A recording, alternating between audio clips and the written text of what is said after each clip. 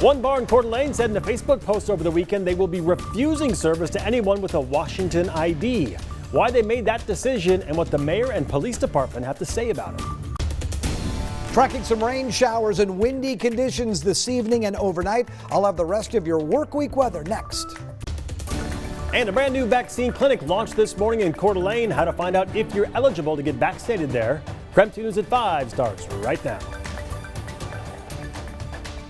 Good evening, everyone. Thanks for being here tonight. I'm Regina on Whitney is off. Welcome, everyone. I'm Mark Hanrahan. Our area is still under a wind advisory for a couple more hours until 7 o'clock tonight, but those wind speeds are expected to go down overnight. So, Tom, the good news, though, is we're trending a little bit warmer than last week, right? Yeah, absolutely. We had Arctic air in the region last week, and this week we saw temperatures get close to 50 degrees today with that very warm wind that was blowing. We still have that wind advisory in effect in this area that you see shaded in brown. That's until 11 o'clock tonight. We could still see wind gusts approaching 50 miles per hour. And of course, with all this rain and the warmer weather, that means the ground isn't frozen anymore. So we worry about wind damage. But I think haven't we had enough trees down this year already? Yes. So let's not do that again. But anyway, that wind advisory in effect through late this evening. It's 44 degrees right now. At the airport, the wind is out of the southwest at 18 miles per hour, but it is gusting higher in that 20 to 30 mile per hour range. The rain has moved off to the east of us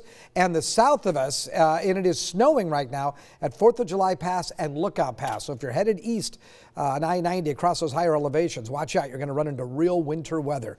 Look for mostly cloudy and windy skies tonight with an overnight low of 29 degrees. Could see some showers at times tomorrow in the form of wet snow or rain. We'll look for a high of 43. For the weekend, it goes like this. 39 on Saturday and Sunday. Right now, it looks mostly dry and partly cloudy. I'll check the rest of your 7-day outlook, all coming up in a few minutes. All right, sounds good, Tom. Thank you. Well, at this hour, Chaz Health is still waiting for the latest shipment of vaccine to arrive. The Washington Department of Health says deliveries have been delayed due to local and national weather events. Today, the state confirms 2 shipments were made over the weekend. Roughly 39 Pfizer orders shipped on Saturday. 274 orders of Moderna shipped on Sunday, which is the vaccine used at Spokane's mass vaccination site. And according to the Department of Health, Moderna ships from Tennessee and Kentucky. Pfizer ships from Michigan and Belgium. It takes a combination of air and ground transportation to get vaccine to providers all across the state. We'll keep you updated when we learn more about the vaccine delivery that's expected today or tomorrow.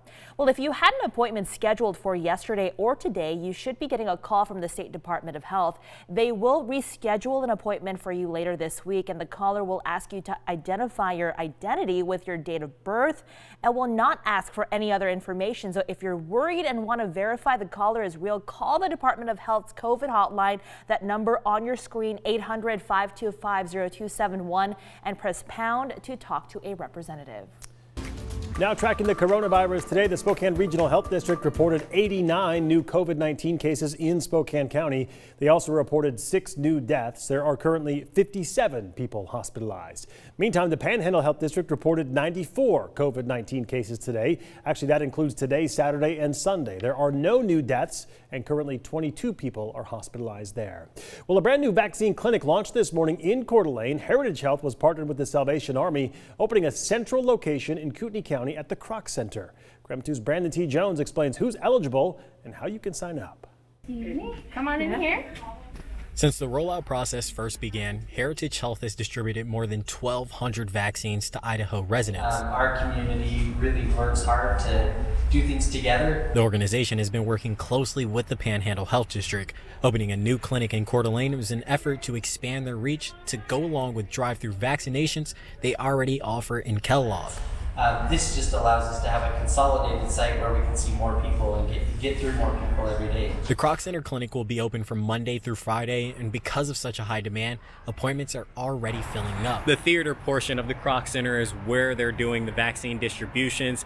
Anyone over the age of 65 is currently eligible to receive their first dose. A waiting list has been created on the Heritage Health website. Any qualifying Idahoans interested can sign up to secure an appointment in the near future. Hold that up with your other hand for me. No walk-ins are being accepted at the moment. It helps. I know it raises the spirits of everybody to see people coming in with smiles on their faces under their masks. You can see it in their eyes. Salvation Army officials believe this clinic will be vital to the Coeur d'Alene community. They've teamed up with Heritage Health in the past to create a warming center for the homeless.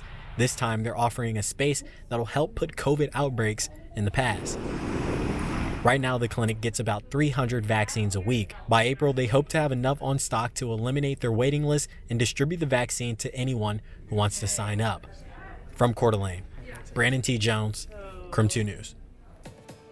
Well, the Corner Bar in Coeur d'Alene says it will no longer accept guests with a Washington state license. The bar has since deleted its Facebook page after making that post. KREM 2's Amanda Rowley has more on how this move stems from an increase in alcohol-related incidents in downtown Coeur d'Alene. The Corner Bar in Coeur d'Alene says it's had enough of what it says are inconsiderate and rude people. It plans to no longer allow Washington residents into its establishment. The bar made the announcement in a Facebook post. Its page is now deleted.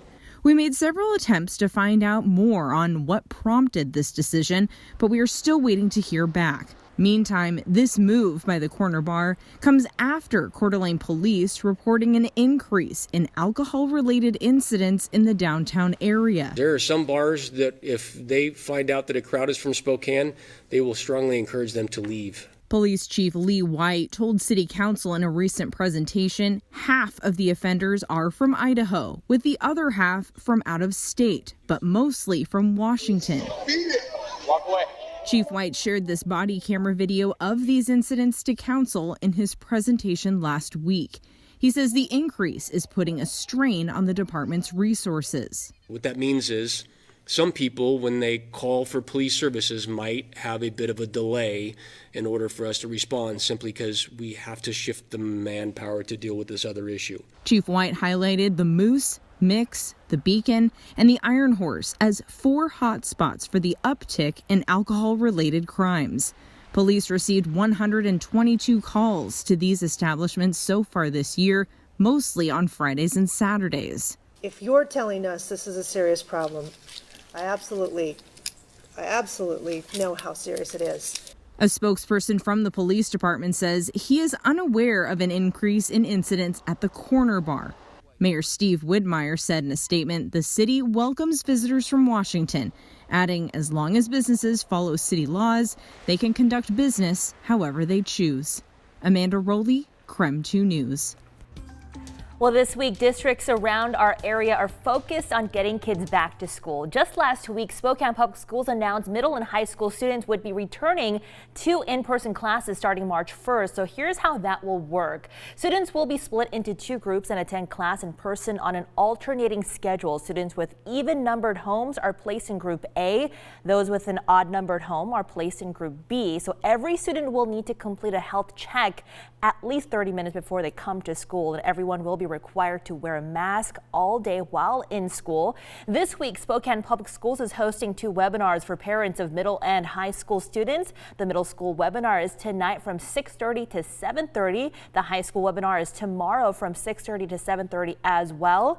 SPS will be going over what students and parents need to know before in-person learning starts on March 1st.